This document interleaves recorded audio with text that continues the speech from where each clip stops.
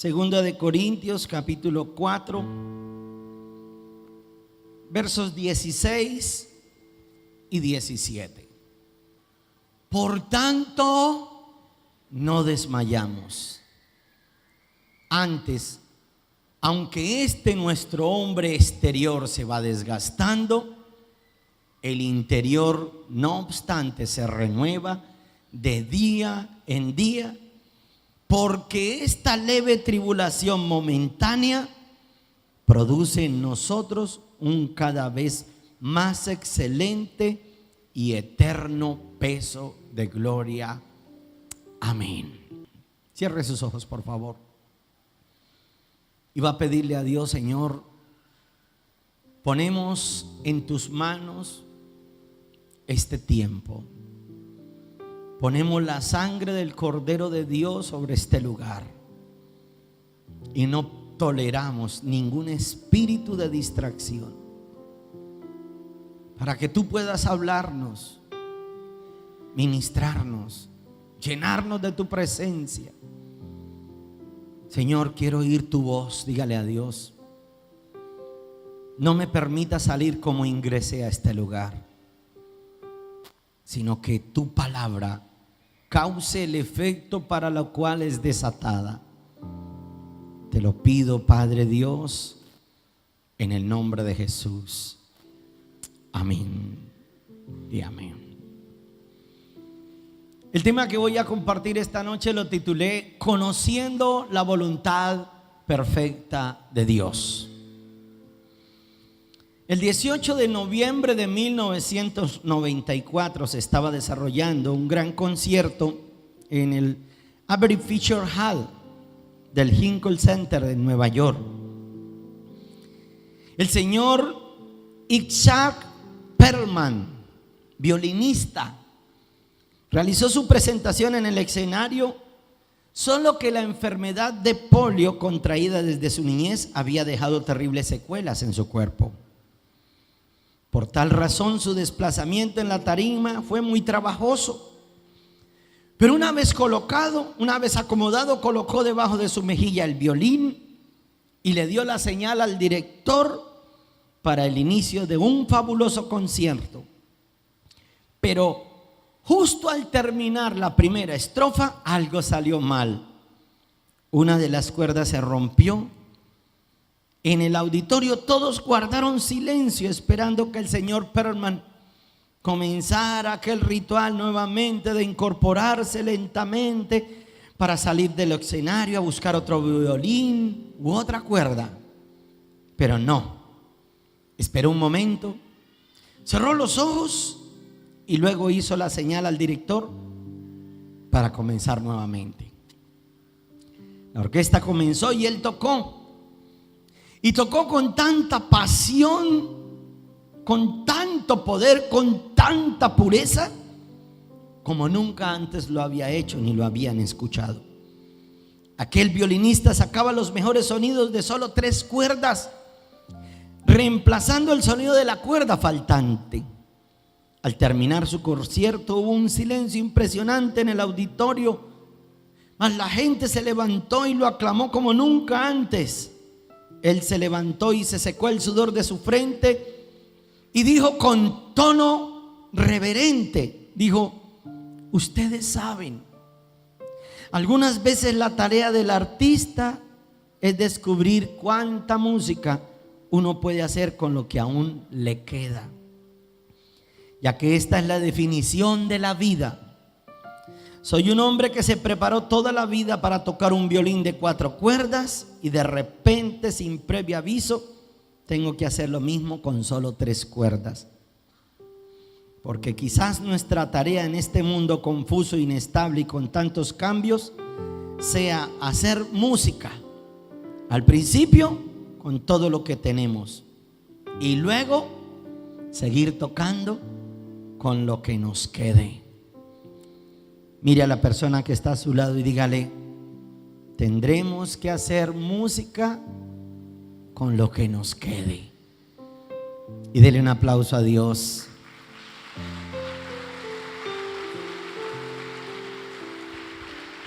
El apóstol Pablo escribe que nuestro cuerpo se va desgastando, sin embargo no desmayamos. Pero aclara: una leve tribulación momentánea produce en nosotros un cada vez más excelente peso de gloria. A los santanderianos castizo alguien dijo: lo que no nos mata nos hace más fuertes. Y hay algo que nosotros tenemos que entender, que es que nosotros podemos estar pasando por situaciones, por tribulaciones, pero esas tribulaciones Dios nunca las quiso para con cada uno de nosotros. Por el contrario, Dios quiere es bendecirnos. La Biblia dice que Él se hizo maldición para que yo fuese bendición, que Él se hizo pobre para que yo fuese enriquecido. ¿Y cómo lo hago entonces, pastor? Entonces yo tengo que averiguar en cada uno de los derramamientos de su sangre qué efecto poderoso produce cada uno de esos derramamientos para poderlos aplicar en mi vida. Porque si Él se hizo maldición, yo no tengo por qué llevarla. Si Él se hizo pobre, yo no tengo por qué estarlo. Y esta leve tribulación momentánea producirá en mí un cada vez más excelente y eterno peso de gloria. Y al final de mi camino, Dios nos dará siempre la victoria en el nombre de Cristo Jesús. ¿Cuántos dicen amén, amén? Yo quiero que veamos hoy otros dos derramamientos de su sangre. Hemos estado viendo esa serie y hoy vamos a ver los derramamientos de la sangre de sus manos y la de sus pies. ¿Y para qué fue que Jesús lo hizo? ¿Por qué lo permitió? Y cuando estudiamos el derramamiento de sus manos, cuando sus manos fueron horadadas, traspasadas, clavadas en el madero de la cruz. El otro día alguien me decía: ¿por qué en las iglesias tradicionales siempre hay un crucifijo y Jesús tiene las manos atadas?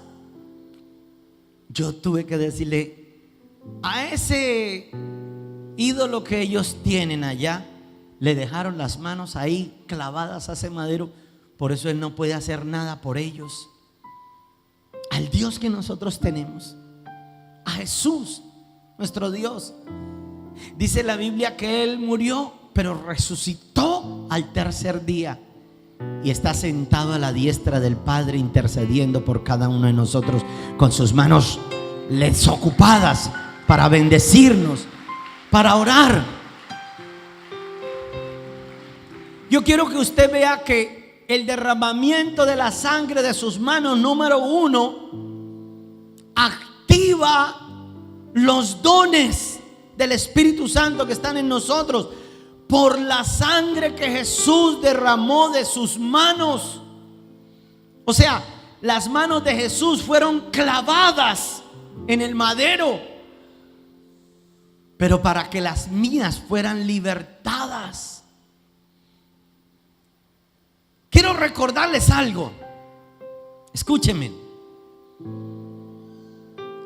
Al quedar las manos clavadas de Jesús, horadadas con cada uno de los clavos, esos clavos traen una simbología.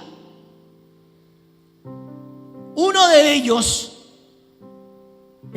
uno de los clavos quita toda la culpabilidad en una mano. Quita la culpabilidad. Y el otro clavo abroga toda la maldición, toda acta contraria a nosotros, todo argumento es cancelado en el madero de la cruz. Entonces, escuche esto. Hay gente que Dios quiere desatar los dones, porque la Biblia dice: estas señales seguirán a los que creen en Jesús. Impondrán las manos y los enfermos sanarán. Pero hay gente que le da miedo imponer las manos. Sienten que ellos se sienten como tan condenados, como tan ruines, tan viles, que no sienten paz en ir a orar por los enfermos y menos ir a echar fuera un demonio. Pero para eso fueron esos clavos. Uno de ellos quita toda culpabilidad. Está bien que no somos perfectos, que cometemos errores, todos los cometemos todos los días. Pero si nosotros podemos creer que por esa sangre mis manos se hacen productivas, por cuanto Jesús activa los dones que hay en mí, los que Él mismo me da por haber creído en Él, yo puedo ir entonces a orar por los enfermos, y los enfermos serán sanados en el nombre de Jesús. Ahora, a mí me pasó, yo me acuerdo cuando yo tan pronto recién me entregué a Cristo, el Señor me llamó, le entregué mi vida, y resulta que hubo una mujer que me llamó y me dijo: Orlandito, ¿pudieras ir a orar por mi papá? Yo dije: pues, ¿y qué tiene su papá? Dijo: mi papá está cuadrapléjico, está paralizado en una cama, tirado, tendido en una cama. Pero eso que le pasa a usted, lo que me pasó a mí, uno dice: uy, eso ya es un milagro para el pastor. Y uno cree que Dios no lo puede usar, y cogí y llamé al pastor: pastor, es que una muchacha me pidió que se iba a orar por ella, por el papá de ella que está inválido en una cama. Y el pastor en el momento me dijo: me llama a las 3. Listo. Llamo otra vez a la muchacha: listo, que el pastor, vamos a ir a orar por su papá a las 3. Pero eso que uno pone la confianza en que solamente el pastor pone las manos y ellos se sanan, y que uno no. Llegó las 3, llamé al pastor y no respondió. Cuando respondió me dijo: lo siento, no puedo ir, me ocupé en otras cosas, tienes que ir tú. Pastor, pero es que el Señor está inválido en una cama. Dios te va a usar, pon las manos y los enfermos sanarán. Pastor, se cortó la comunicación. Y me fui para esa casa, pero me fui atemorizado. La verdad es una historia bien tremenda.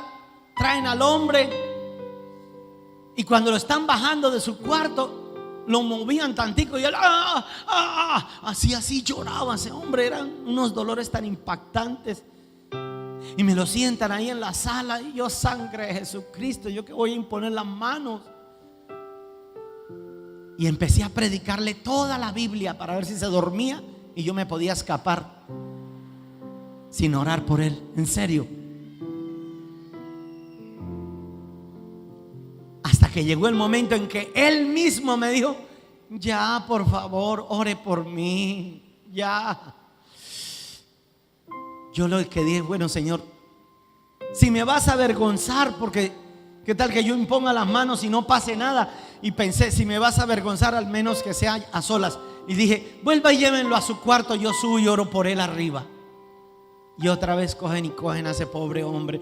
Y cada vez que lo movían el hombre, yo casi que salgo corriendo en ese instante. Yo dije: Señor, ¿yo qué voy a hacer por ese hombre? En fin, ya estaba ahí. Entré al cuarto, cerré la puerta y el Señor nomás me miraba, esperando un milagro. Yo cerré la puerta y me boté de rodillas. Yo le pedí a Dios: Señor, haz algo por este hombre, sánalo, Señor. Mira que él necesita un milagro. Sentí del Espíritu que me dijo: póngale las manos. Me paré, fui hasta donde él estaba y le impuse las manos. Y el Señor nomás me miraba y no pasaba nada. Sentí luego que el Espíritu me decía: hágale duro. Y él estaba boca abajo. Yo: hágale duro, me decía el Señor. Señor, lo mato. Yo pesaba 125 kilos. y le impongo las manos y le hago duro así aquí en la parte lumbar. Sonoso por allá. Y el viejito nomás hizo. Pero me miraba. Lo único que me ocurrió decirle fue: ya. Y dijo: ¿ya qué? Y le dije: ya está sano, ya puede pararse y caminar. Y me creyó. Y se para este hombre y empieza a caminar. Cuando él se para, yo casi que caigo del desmayo. Dios puede usar sus manos. Digan amén. Se activarán los dones. Mírese las manos. Solo Dios sabe cuántos milagros no ha podido hacer porque usted no ha puesto las manos. No ha ido a orar por los enfermos. Haga la prueba. Yo la primero que Dios me permitió sanar fue a un perro. Empecé experimentando con perros. Yo me acuerdo que llegué de un encuentro y mi mamá me dijo: Orlandito, ¿por qué no le impone las manos a la perra para ver si se sana? Y bueno, probemos. Si no se sana, la perra no me hace reclamos. Y le puse las manos y la perra se paró y empezó a caminar, comió, se sanó. Y a partir de ese día dije: funciona. Dígale a su vecino: funciona. Active sus dones. Dios va a usar tus manos por la sangre que derramó de sus manos en el madero de la cruz. Dígame.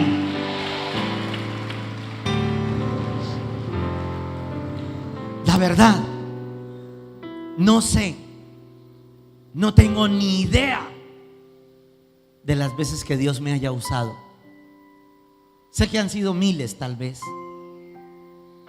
Un día me encontré en la calle un hombre y me abrazaba y yo no lo conocía. Pastor, gracias, gracias. ¿De qué? Dijo: usted estuvo predicando en el Coliseo, le puso las manos en la cabeza a mi mamá y mi mamá fue sana de un tumor maligno que la iba a matar. Fue lo que quedé yo así. Cientos y miles tal vez de milagros.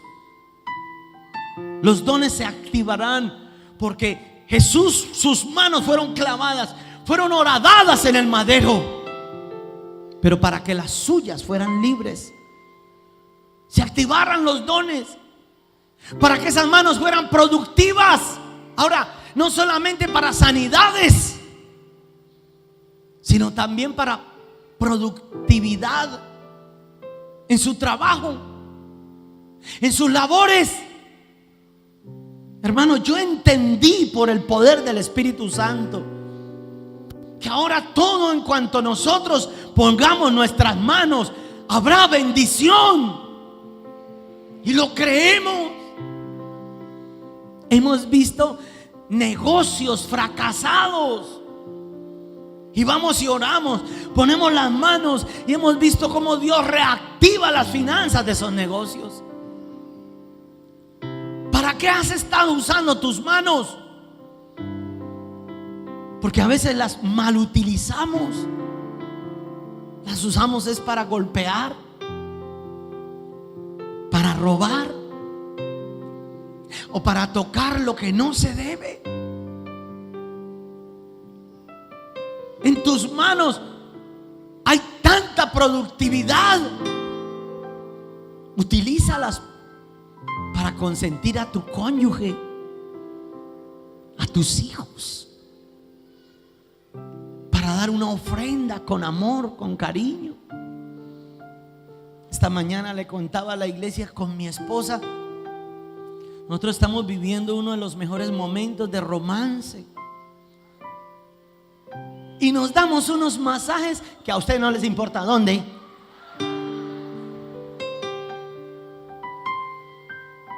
Use bien sus manos,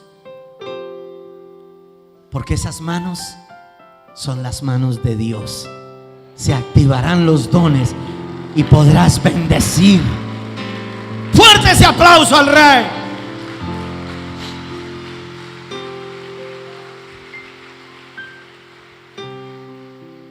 Y lo segundo fue la sangre que derramó de sus pies. Y la sangre que derramó de sus pies restaura el propósito de Dios en nuestras vidas. Escúcheme lo que le voy a decir. Tengo que explicarle un poquito mejor esto.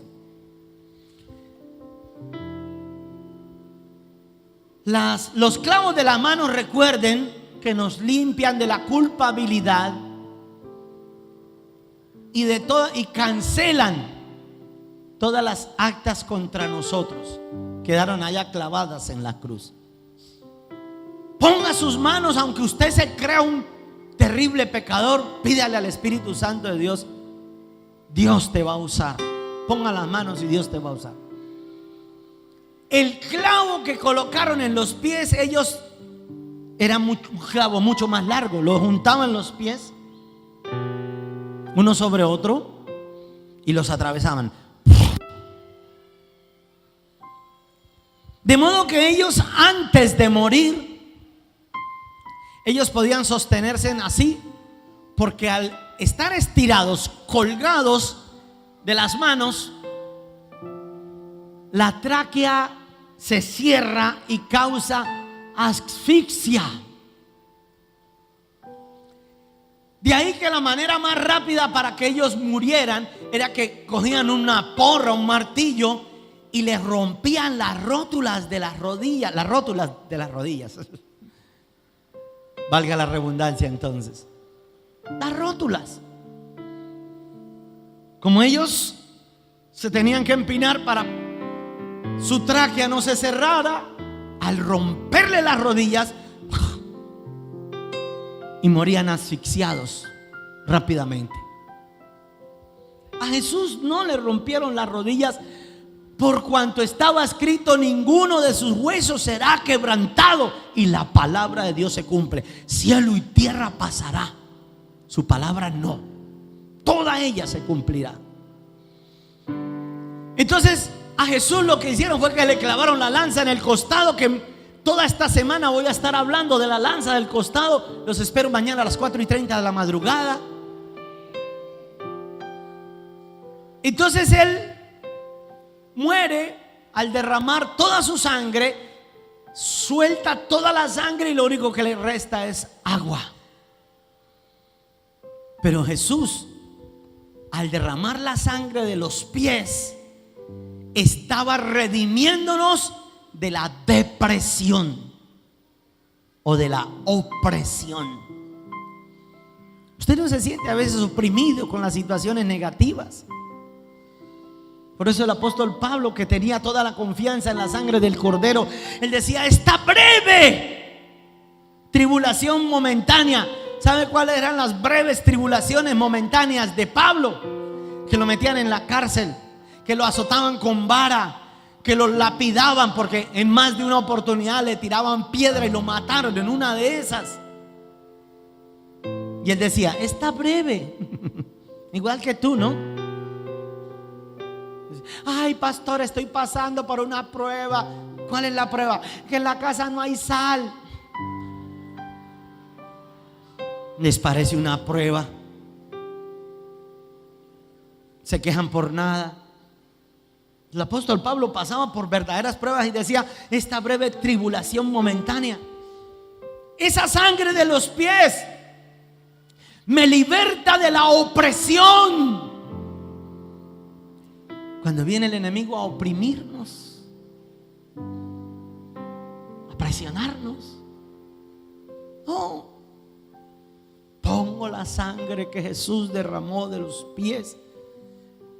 Pero hay algo: restaura también el propósito. Escúcheme, porque dice las Escrituras que Él nos escogió desde antes de la fundación del mundo.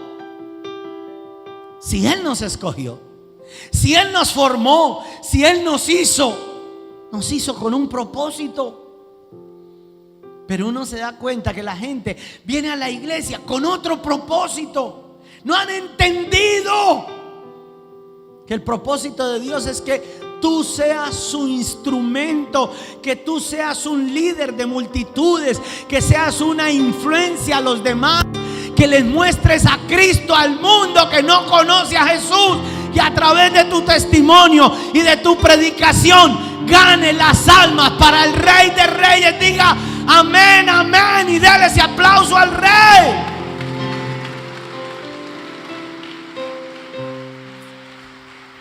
Pero perdemos el propósito.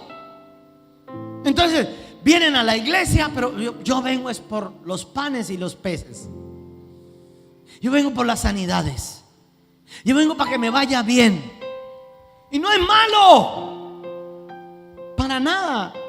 Si usted vino por una bendición, lo felicito. Desato sobre usted la bendición para que usted no pierda nunca la venida a la iglesia. Pero ese no es el verdadero propósito. Recuerde, Dios te dio manos para que las impongas, y la sangre de los pies te guía al verdadero propósito. Porque hay gente, líderes inclusive, que se les borró la visión de su cerebro. Olvidaron que habían que ganar las almas. Siguen asistiendo ahí a la iglesia. Llevo 15 años y nada que consigo mis 12.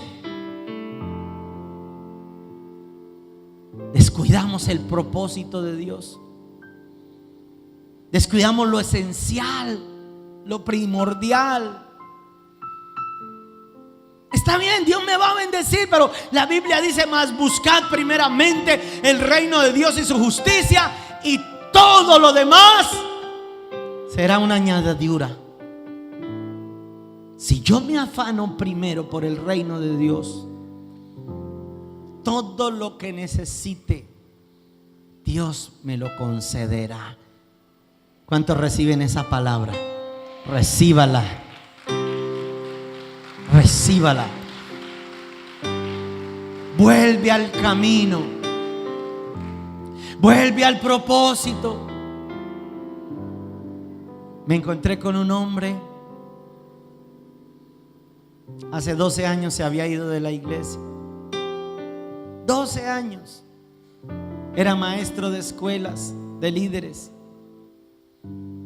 Y dijo: mejor me voy a trabajar, porque yo lo que tengo son deudas, y yo voy a ir a pagar mis deudas. ¿Cómo lo detiene uno? Pues Dios te bendiga, porque ¿qué más? Pero perdió el propósito de Dios. Me lo encontré qué días. Paró su moto y me saludó. Yo lo saludé, obvio. ¿Qué hay? Oh, pastor, desesperado. Voy a ir a entregar esta moto en parte de pago de otra deuda. Le dije: ¿cómo así? ¿Hace cuánto se fue de la iglesia diciendo que iba a pagar las deudas? Hace 12 años, dijo. Le dije: ¿no las ha pagado? Dijo: no, ahora estoy más endeudado todavía. Y porque perdiste el propósito de Dios. Te desviaste del camino. Te saliste de la ruta que le llevaba a la bendición. Así hay gente cuando las cosas se ponen difíciles en Barrancabermeja. He sabido de familias que lo llaman, le escriben a uno por el WhatsApp: pastor, estamos por allá, yo no sé, en la Patagonia. ¿Y eso por qué se fueron? Porque las cosas se pusieron difíciles en Barranca. ¿Le pediste a Dios una palabra rema antes de irte? Ay, no, pastor, ya estamos aquí. ¿Sabe uno que se fueron, se salieron del propósito? Hermano, volver a empezar por allá en una ciudad, ir a experimentar, ir a tener una aventura toda rara. Otros peor todavía, se va el esposo y dejan a la mujer aquí. La Biblia dice: no es bueno que el hombre esté solo. Por eso cuando el hombre regresa, hasta el perro le ladra, porque en la casa hay otro.